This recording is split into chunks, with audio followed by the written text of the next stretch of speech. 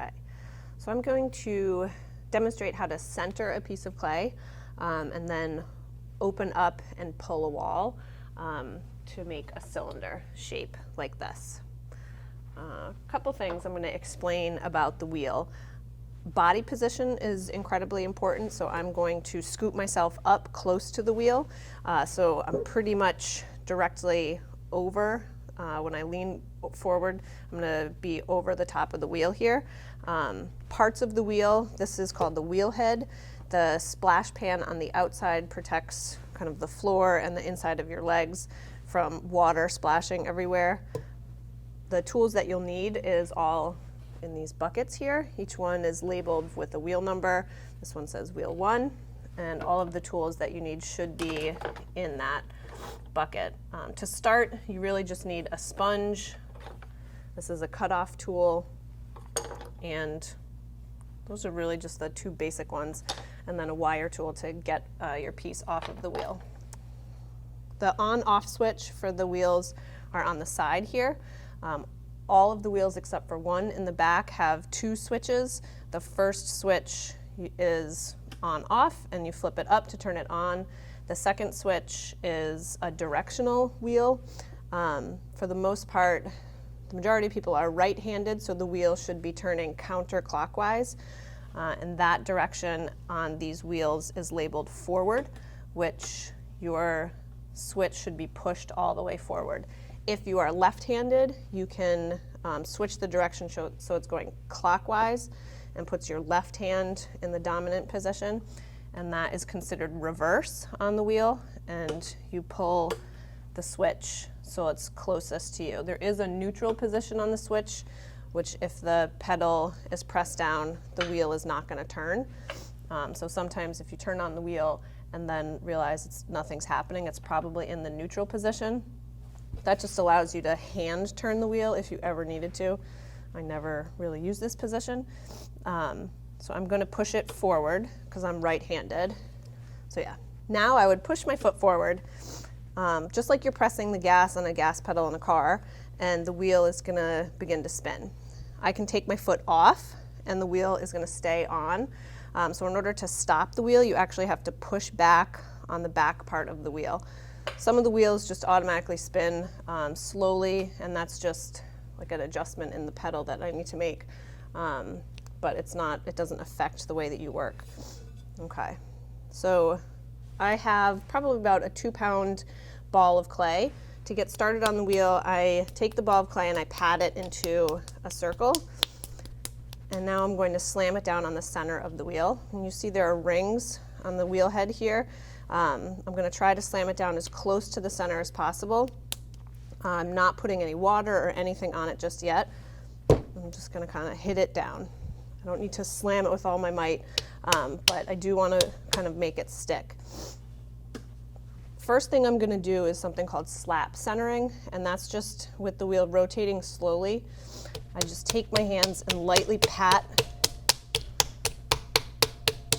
the piece of clay into a more domed shape.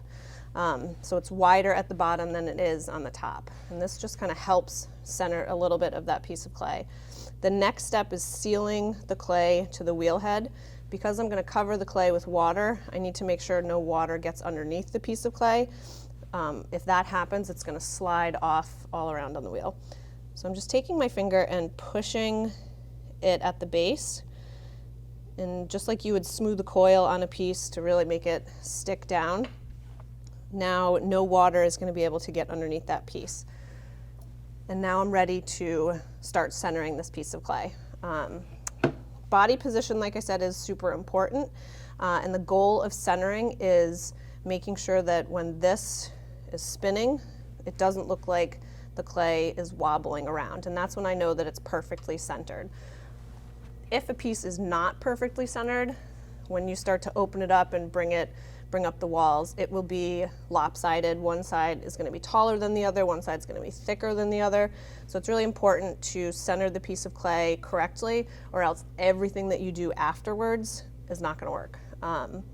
So position-wise, I'm going to build up the speed a little bit, and my left hand is going to be braced against my leg, My elbow is kind of against my leg, close to the body, and the palm of my hand is going to kind of go at about 7 o'clock, if this was a clock face.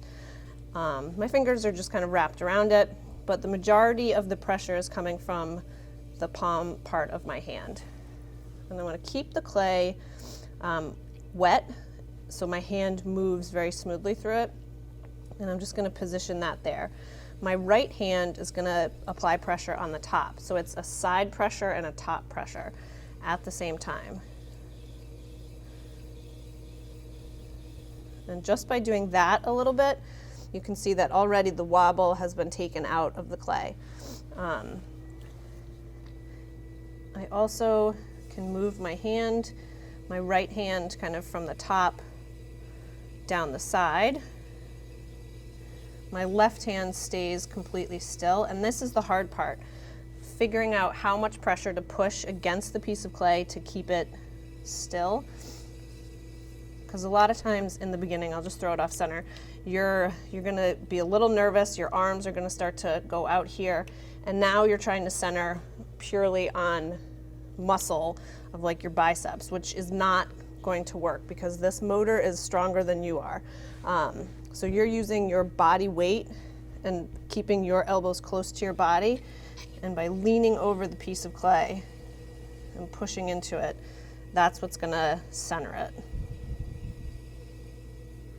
And I keep putting water when I start to feel the clay get a little sticky, or if it's really coming off against my hands, I put more water on it. So I'm just gonna flatten the top out a little bit and get ready to open up in the middle.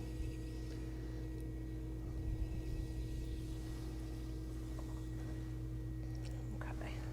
One thing, if you have a piece of clay that's difficult to center, you really just can't get a spiral out of it, or if it's just wobbling so much, you can do something called wheel wedging, or it's called coning, and that's just applying pressure on both sides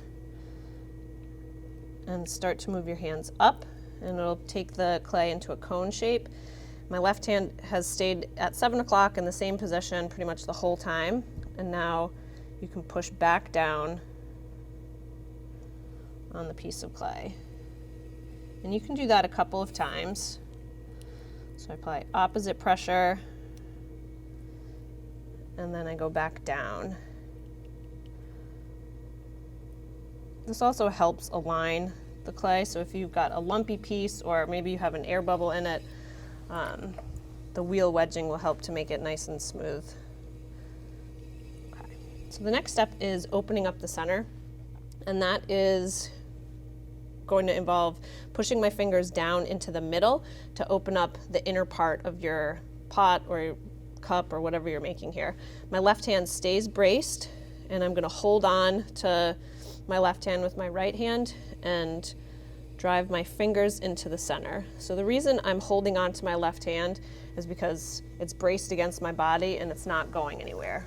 If I was to just stick my finger in, my finger's going to start to follow the rotation of the wheel, and it's going to open up an off-center hole, which will mess up everything going forward. So I'm going to hold on to my left hand and drive down with my finger. Some people feel comfortable putting their thumbs in, but again, your hands should always be touching so they are braced. And I'm going to go down until I think I'm close to the bottom.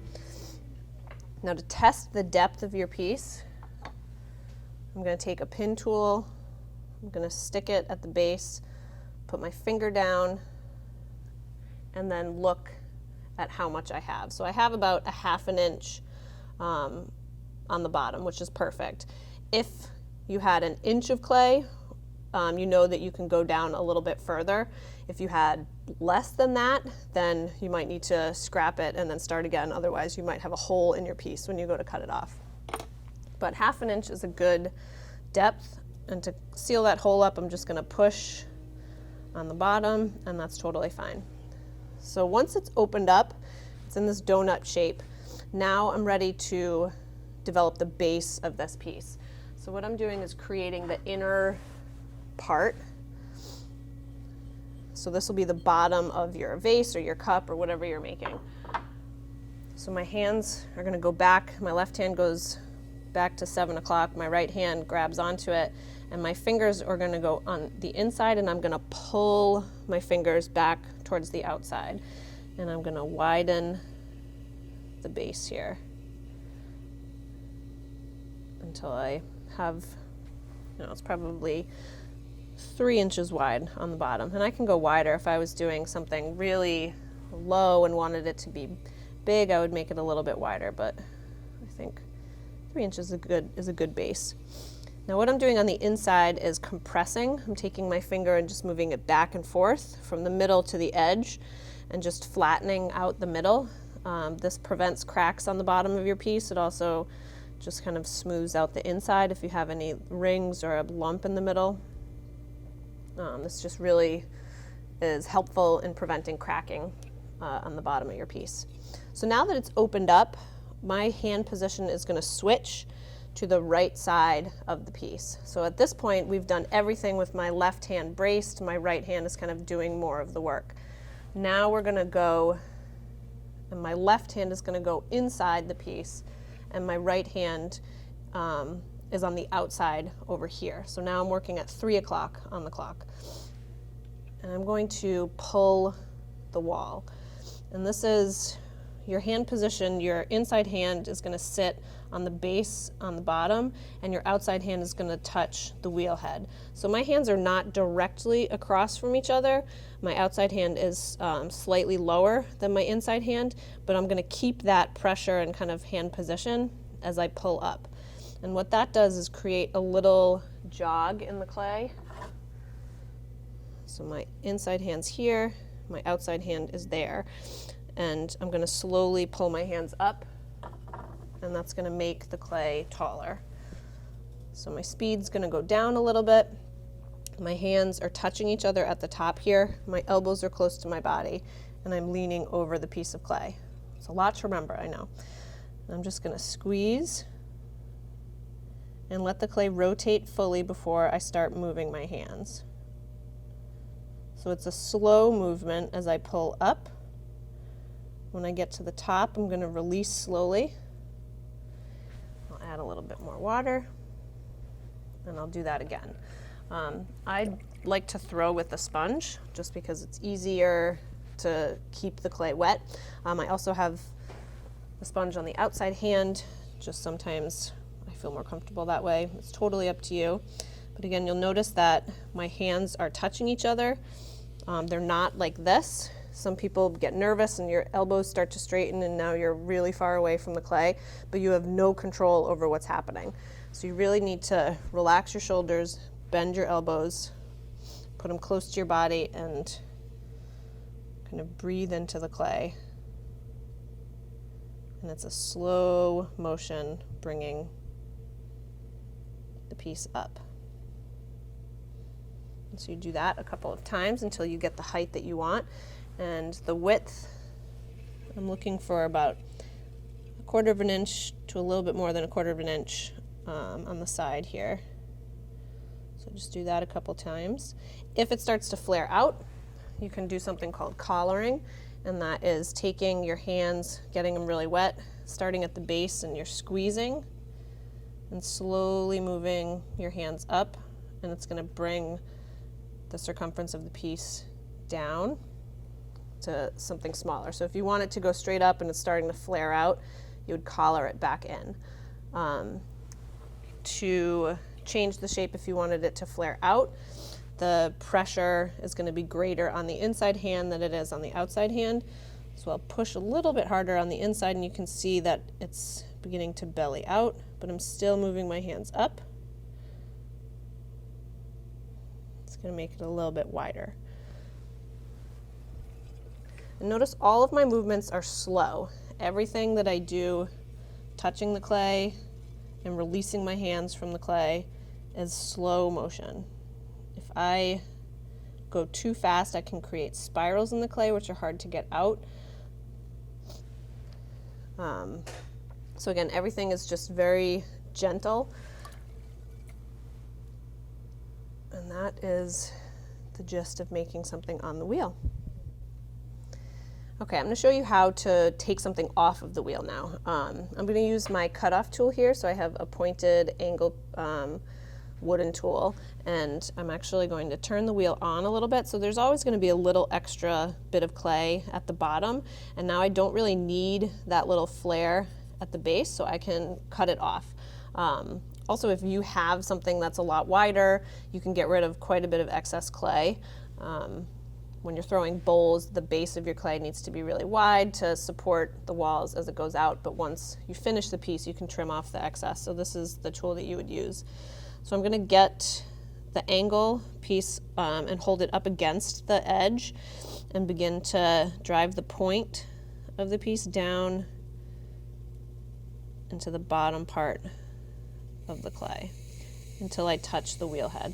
And notice I'm holding the tool with two hands, and I'm really just holding it still and letting the clay completely just kind of rotate through. So once I cut that off, I'm just going to undercut that little piece with the pin tool, and then I can just cut off that extra clay. So it looks more narrow, it's a more finished bottom.